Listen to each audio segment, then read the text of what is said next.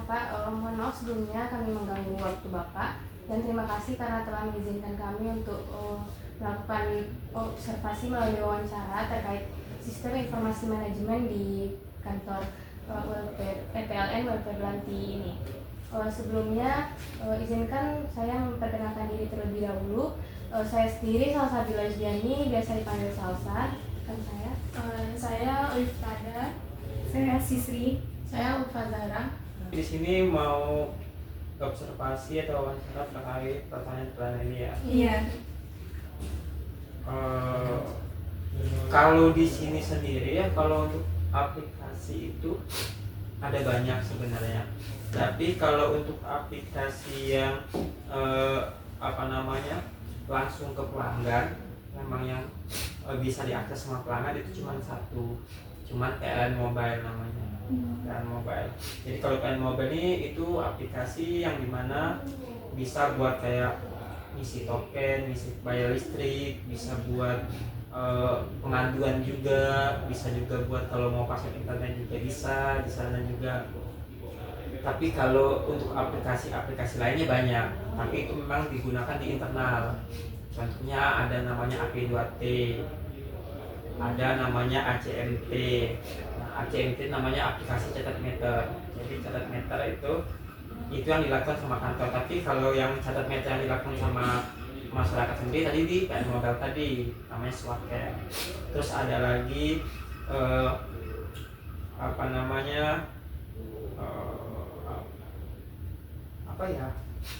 aplikasinya itu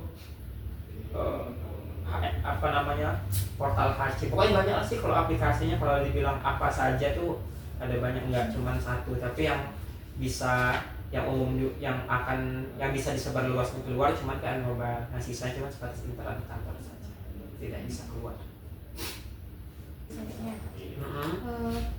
Kira-kira sejak kapan sistem informasi manajemen itu mulai diterapkan di PLN, khususnya di Welfare Belanti ini, Pak? Kalau sistem informasi manajemen, kalau untuk diterapkannya ya udah lama ya, mungkin dari sebelum aku masuk ya, dari aku baru masuk 2018 ke PLN ini, itu udah ada semua aplikasi itu. Cuman kalau untuk PLN Mobile sendiri itu dulu masih namanya PLN Mobile, sekarang udah new PLN Mobile, itu udah yang terbaru gitu. Update itu di tahun 2020. Tapi kalau untuk yang lamanya saya nggak tahu launchingnya di kapan. Tapi kalau untuk aplikasi-aplikasi kayak ACMT, AP2T, APKT, VCC ada namanya aplikasinya, ada Inspekta. Nah itu kalau yang VCC itu baru 2023, Inspekta itu 2023 juga. Nah yang sisanya itu di bawah 2017, saya nggak tahu tahun berapanya, tapi sudah tidak ada. Silakan yang lain. Apa sih Pak komponen utama dalam SIM yang digunakan di PLN Welfare Belanti ini? Komponen itu seperti apa? Contohnya? Komponennya yang seperti yang gimana gitu? Yang seperti itu. Ya, saya kan nggak tahu nih komponennya apa kan. Saya tahu komponen itu isi dalam komputer gitu kan, komponen, hardware, software. Maksud dari komponen ini apa? Ya misalnya perangkat-perangkatnya begitu lah Pak, sejenisnya gitu. Kalau dibilang perangkat ya cuman jaringan sih, cuma jaringan kantor yang diperlukan, cuma jaringan kantor, jaringan jaringan ada yang internal LAN ya, ada yang bisa juga ke jaringan umum gitu. Tapi kalau untuk perangkat apa saja di dalamnya itu cuma yang tahu orang IT. Karena orang IT cuma ada 2 lokasinya, di kantor induk yang di Sawahan sama di kantor pusat. Tapi kalau untuk semua server-servernya itu yang megang untuk server itu pengelolaannya di kantor induk pengelolaannya. Tapi kalau untuk server utamanya di kantor pusat Jakarta. Kalau kita tidak ada ngurusin server seperti apa, atau kita cuma ngejalanin doang kalau di unit juga.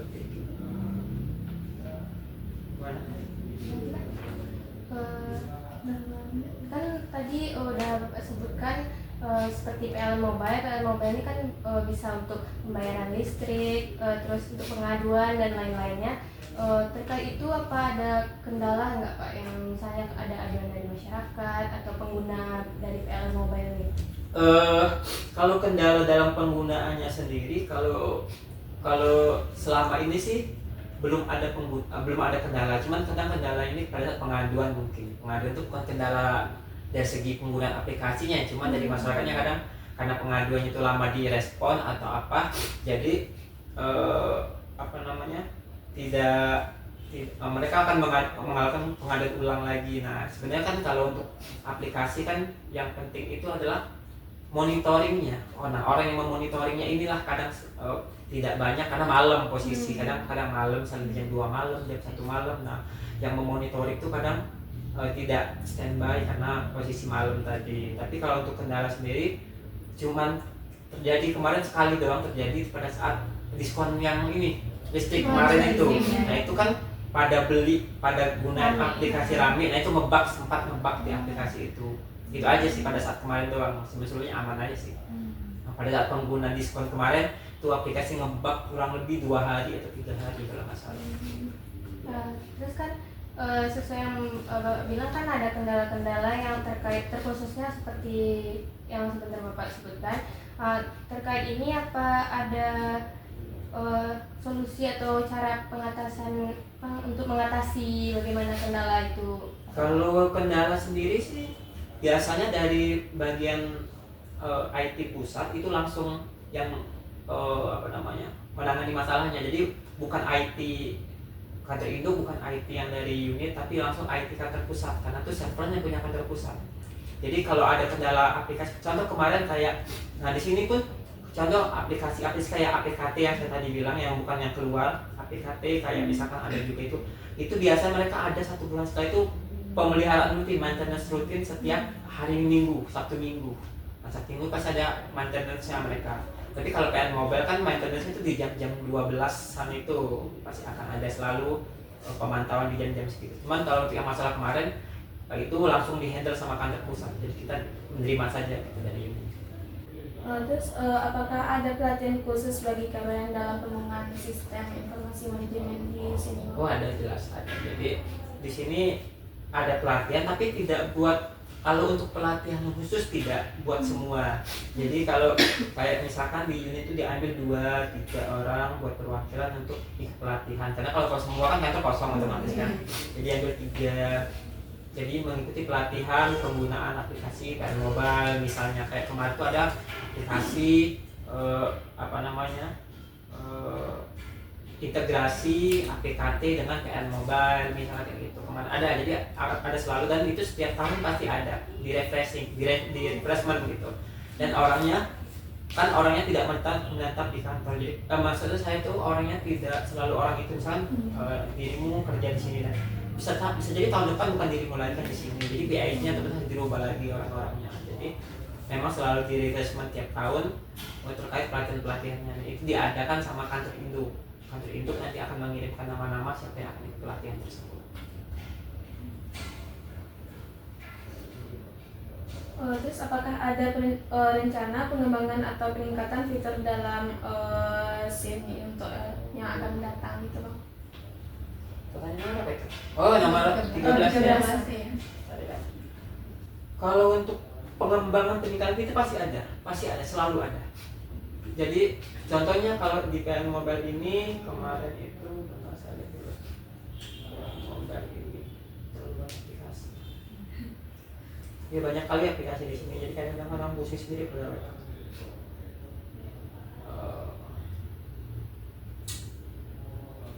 jadi nah di sini kan dulu di sini tidak ada aplikasi catat meter, sekarang ditambahin aplikasi catat meter. Dulu cuma sebatas 1 2 3 4 1 2 3 4 5 6 7, cuman ini dulu ditambahkanlah catat meter. Sekarang adalah marketplace juga, terus bisa bayar pulsa dan tagihan lah pula sekarang. Terus sekarang ada juga buat kompor induksi, buat ngecas kendaraan listrik gitu ya. Nah itu jadi ada banyak yang sudah dikembangkan di sini, tapi untuk rencana kedepannya lagi seperti apa itu kita belum tahu, karena kan perkembangan aplikasi juga mengikut perkembangan produk yang mereka hasilkan. Jadi apa produk yang baru mereka luncurkan itu yang akan mereka update ke sini. Kalau untuk ini belum ada lagi sih. Terakhir diupdate itu tahun kemarin 2024 terkait SPKLU namanya. Itu Tahu. termasuk apa ya? SPKLU itu ini stasiun pengisian kendaraan listrik umum. Oh, Jadi kayak misalkan orang mau ngisi kendaraan listrik pakai aplikasi ini, input dulu, nanti scan barcode, nah tinggal dicas. bisa kayak Oh, di depan. Nah, yang di depan itu seperti itu fiturnya. Juga terkait PLN mobile gitu Kak. Heeh. Saya apakah dengan penggunaan sistem informasi manajemen terkhususnya contohnya seperti PLN mobile selalu memberi kemudahan terutama terhadap pihak PLN atau ada mengalami kendala serius gitu Kak?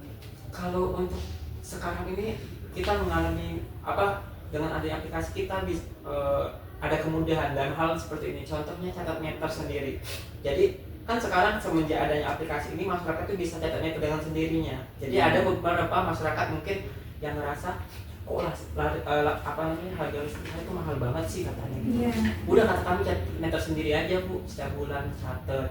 Jadi dia bisa setelah dia catat langsung keluar tuh rupiahnya. Jadi dengan apalagi sekarang dia ditargetkan setiap bulan itu minimal ada 4.800 di unit ini aja, 4.000 sampai 6.000 pelanggan itu catat meter sendiri. Jadi pertama itu, kedua di sini juga yang terkendala kendala yang bikin kita kerepotan itu ada di bagian pengaduan biasanya. Karena kan kalau pengaduan sekarang masyarakat dikit-dikit lapor. Nah, yang susah itu ketika posisi cuaca buruk. Sedangkan petugas kita itu cuma dua di lapangan. Nah, cuaca buruk tuh akan laporan seperti ini. Iya banyak. Nah, kendalanya itu aja. Kendala eksekusi dari yang masuk ke sini. Sedangkan di sistem ini akan berjalan terus. Berjalan terus waktu durasi itu kan terus berjalan, dan itu resikonya akan nanti ke kinerja lagi. Jadi kendalanya itu ketika di ini aja di lokasi pengaduan. Tapi kalau untuk lokasi yang lain itu mempermudah malahan kita gitu. Apalagi sekarang masyarakat udah banyak gunain aplikasi ini kan buat yang hal-hal yang lain gitu. Kalau untuk kendala nggak ada yang signifikan sih untuk kepegawaian sendiri. Bagaimana PLN ULP Blanti ini mengevaluasi efektivitas SIM yang digunakan? Kalau kita sih ya jarang ya melakukan evaluasi terhadap aplikasi ya. Palingan kita tuh cuma ketika ada rapat sama kantor cabang yang kantor UP3 yang di Pulau Karang, dan kita cuma menyampaikan bahwa ini loh aplikasi ini sering gini loh ketika pelaksanaannya. Nanti dari cabang lah yang membuat notulen itu buat disampaikan ke kantor itu. Jadi kalau untuk evaluasi itu nggak ada, karena kita cuma rapat kita penyampaian argumen saja ke kantor cabang. Karena kan kalau kita mau evaluasi khusus kita cuma bisa bersurat saja. Kita nggak punya wewenang ke sana. Gitu. Ada lagi pertanyaannya?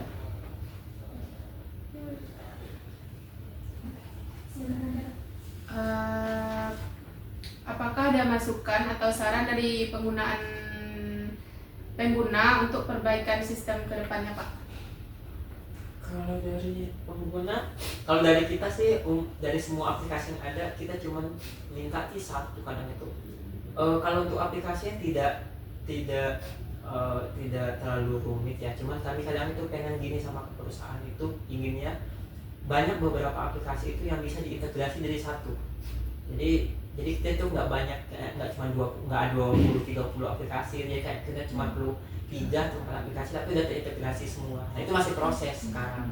Itu yang kita minta sama kantor pusat agar beberapa aplikasi integrasi, jadi kayak yang kerjanya 5 aplikasi itu bisa di handle oleh satu aplikasi. Nah itu yang sedang kita minta biar tidak pusing lah kita terus sekali mau ngerjain ini pindah aplikasi. Nah lebih gampang lagi kalau tadi di satu aplikasi atau ada 5 aplikasi tersedia udah mencakup buat beberapa pekerjaan.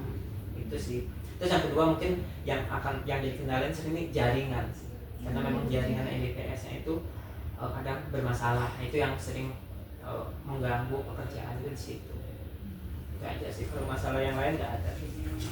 Jadi teman-teman juga udah terbantu yang aplikasi, karena kan sekarang itu pegawai pun dikurangi karena adanya aplikasi malah. Karena orang lebih Nah itu berjuanglah kalian adaptasi. setelah lulus nanti ya dari pekerjaan. Iya. Karena ada aplikasi tergantikan lah tenaga manusia. Iya. Ini ada pertanyaan tambahan dari Boleh. saya Pak. Kan misalnya kayak masyarakat itu ada pengaduan kepada PL, misalnya kan waktu cuaca buruk ada angin kencang kan sehingga buat pohon ada pohon Roboh, ambruk ya, arus. kan kena misalnya jaringan listriknya gitu Pak. Misalnya kalau di pengaduan di lewat telepon atau lewat aplikasi itu langsung diproses atau ada dulu dia Pak diperhitungkan atau dipertimbangkan gitu Pak untuk proses evakuasi atau penyelesaian di lapangan itu? Kalau untuk yang dia itu jaringan utama yang kabel 3, ada ada pohon roboh, itu jaringan otomatis mati. Dan itu tanpa kalian lapor pun itu udah masuk ke sistem kita tanpa dilapor. Jadi setiap jaringan yang utama kalau mati itu langsung masuk ke sistem kita dan itu langsung turun ke tugasnya tanpa melihat laporan kalian lagi. Jadi ketika ada laporan kalian langsung pasti akan mereka rubah menjadi pemadaman meluas. Akan ada rubah itu, artinya ada gangguan yang luas. Nah, tapi kalau untuk lokasi-lokasi yang memang tidak terdeteksi sama sistem SCADA namanya, sistem jaringan PLN, atau kayak jaringan tiang-tiang ke arah rumah. Nah itu kalian lapor saja, nanti akan masuk ke nomor ke list antrian, Tapi biasanya kalau memang terlalu banyak, mereka akan cari yang prioritas utama. Jadi yang mana yang paling urgent duluan itu akan mereka cari. Oh ini urgent duluan. Kalau sebatas yang nanti ada yang roboh sama yang KWH tidak masuk, dia bisa masukkan token, dia pilih yang roboh dulu. Misalnya kan nanti bisa dia telepon aja seperti itu. Jadi dia pilih yang mana yang urgent dulu. Kecuali ini yang robohnya banyak lokasi. Nah bisa itu saling menunggu aja kalau itu, karena petugas cuma 2. Kadang kalau misalkan udah banyak banget kita butuh bantuan dari vendor ya, ketiga satu lagi yang akan turun ke lapangan seperti itu. Soalnya saya juga dekat rumah udah berapa kali gitu mengalami gitu. Di mana Jati? Enggak, di Lubek di Gambiran. Nah itu selalu. Iya. Karena kan dekat kayak perbukitan gitu kan Pak. Itu tuh seringnya karena cuaca buruk kan. Itu tuh kayak sering pohonnya roboh kena misalnya. Itu cepat atau lama biasanya? Pernah waktu itu 2 kali karena ada pohon roboh gitu kan Pak. Kalau sore waktu itu langsung di tangannya. Terus ada juga malam juga karena hal yang sama, itu tuh lama datangnya gitu Pak. Kalau malam itu biasanya kalau malam karena mereka tuh agak lama melihat sistemnya. Nah saya bilang tadi tergantung mereka tergantung yang memonitoring aplikasinya. Kalau mereka tidak monitoring, mereka nggak akan tahu gitu. Itu kenapa kalau yang malam itu kadang agak miss sedikit mereka, karena ya mungkin ketiduran atau gimana, jadi aplikasi tidak terpantau seperti itu. Tapi yang ketiduran ini tim lapangannya. Tapi kalau tim yang khusus memantau aplikasi yang belum ada di atas, namanya comment center. Nah, comment center ini akan meneruskanlah ke orang lapangannya. Nah, mungkin orang lapangannya tidak melihat tag-nya gitu. Jadi sistem itu nanti masuk ke aplikasi atau ke telepon 123, masuk aplikasi, masuk ke kalau yang telepon 123 ke konsel, kalau telepon 123 itu ke call center pusat dulu baru ke unit. Jadi kalau kamu aplikasi langsung ke unit, nanti dari atas ini mereka teruskan ke unit yang bersangkutan. Dia memantau dari lokasinya, oh ini di daerah, oh ini pasti OLP ini. Kadang pelanggannya salah nentuin itu kan, kegeser gitu alamatnya. Yang penting nomor handphonenya aktif aja. Kadang itu kendala kita di situ, kadang nomor teleponnya nggak aktif dan lokasi kita nggak tahu. Kita telepon nggak aktif, kita SMS aja, tanda bukti nggak aktifnya kita selesaikan. Jadi kalau marah udah ada bukti kalau nggak bisa ditelepon. Mungkin itu Pak, cuman ini ada pertanyaan terakhir. Boleh. Terkait dasar hukum apa yang melandasi penggunaan SIM terkhususnya di PLN ini Pak? Peraturan Wah, apa? dasar hukum ini aku nggak hafal.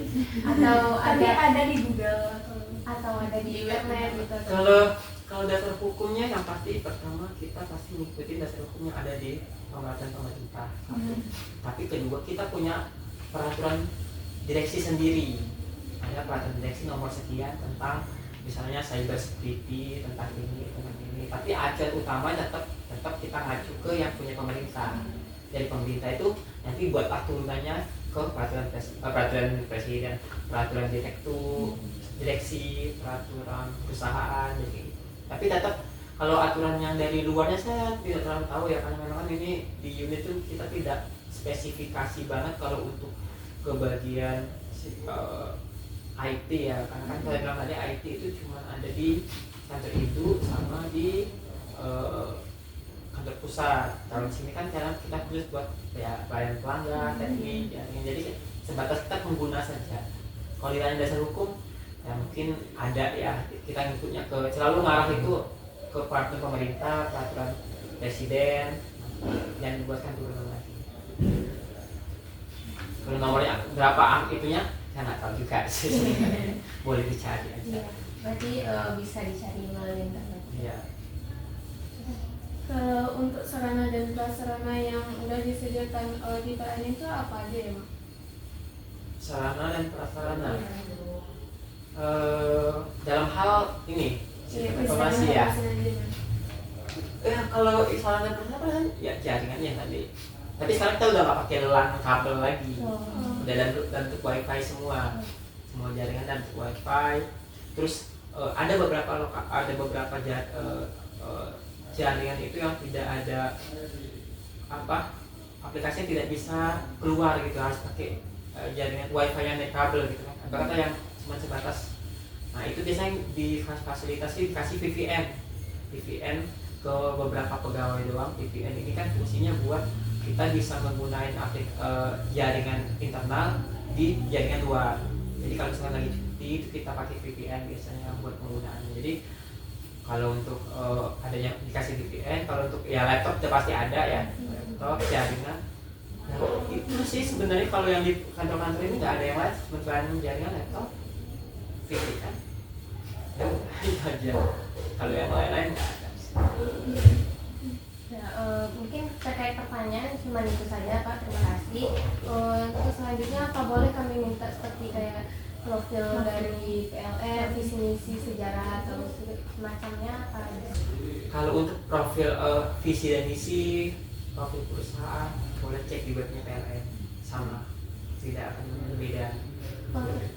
Iya, di web di pln.go.id. Nah di sana tuh visi misi itu ada. Nah, kita tidak pernah merubah visi misi dari pusat kan. Iya. Tapi kalau untuk sejarah berlahirnya ULP ini tidak ada intinya, tidak ada tulisannya gitu. Biasanya kan entah anak magangnya dapat dari mana informasinya, nggak paham juga saya dapat dari mana informasinya, itu ya dulu tuh karena tidak terbukukan. Mungkin terbukukan cuman karena kantor yang namanya kantor sering rehab sering itu tidak nggak tahu kemana lagi berkas, dan itu tidak terdokumentasi. Pada zaman dulu kan masih manual ya, belum terdokumentasi secara seperti sekarang ini. Kalau sekarang udah terdokumentasi, mungkin bisa dicarikan tapi bukan ULP tapi UID jadinya, kantor induk Sumatera Barat. Iya, sejarah unit induk di Sumatera Barat. Kalau untuk ULP-nya tidak diceritakan karena kan biasanya mereka tuh nggak mau menceritakan yang kecil-kecil, yang besar-besarnya mereka ceritakan gitu. Terus terkait struktur organisasi serta tugas pokok dan fungsinya apa juga tercantum di web PLN Pak? Enggak. Kalau untuk struktur organisasi itu beda-beda. Jadi kan kalau induk, cabang, ULP beda struktur organisasinya. Dan itu tidak tercantum, itu cuma tercantum di web internal. Di web internal tercantum. Terus kalau tugas pokok juga di web internal tercantumnya. Berarti tidak diperbolehkan untuk dibagi gitu atau bagaimana Pak? Bisa dikasih, tapi harus kita olah dulu karena nggak bisa kami membagikan PDF yang sudah ada tulisan PLN-nya itu kan. Harus bisa aku share tapi nanti harus aku rubah dulu dalam bentuk yang lain gitu. Yang nggak bisa membagikannya itu gitu. Menumpahkannya. Iya nggak bisa. Iya namanya filenya file rahasia kan. saja yang bisa kami tanyakan dan kami minta penjelasan. Sebelumnya mohon maaf apabila ada perlakuan dan sikap kami yang salah dalam komunikasi dengan Bapak. Terima kasih banyak.